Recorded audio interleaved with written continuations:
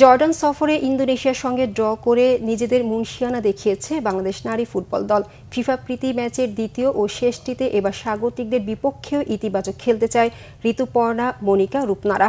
আম্মানের King Abdullah স্টেডিয়ামে বাংলাদেশ সময় রাত 10টায় শুরু হবে ম্যাচটি। ফিফা র্যাঙ্কিংয়ে বাংলাদেশ নারী ফুটবল দলের সঙ্গে জর্ডানের পার্থক্য 59 ধাপ। এই প্রীতি ম্যাচের আগে জর্ডানের বিপক্ষে এখন পর্যন্ত একটি ম্যাচই খেলেছে বাংলাদেশ। 2021 সালে সেই ম্যাচে বাংলাদেশ 5-0 গোলে বিধ্বস্ত হয়েছিল। সফরে শক্তিশালী ইন্দোনেশিয়ার সঙ্গে গোল-শূন্য ড্র করার পর আত্মবিশ্বাসে চাঙ্গা গোটা বাংলাদেশ দল। কোচ পিটার বাটলার বলেছেন, জর্ডানকে মোকাবেলা করার জন্য তাদের বিশেষ পরিকল্পনা তৈরি আছে। এ ম্যাচেও স্বাভাবিক খেলাটা ধরে রাখতে হবে। মিডফিল্ড ও রক্ষণভাগ থেকে খেলা তৈরি করার চেষ্টা থাকবে। এর বাইরেও দলের খেলার একটি নিজস্ব ধরন আছে, সেই কৌশলেই খেলবে মেয়েরা। সহকারী কোচ মাহবুবুর রহমান লিটুর প্রত্যাশা, মেয়েরা আরেকটি ভালো ম্যাচ খেলবে এবং দেশবাসীকে আনন্দ দেবে।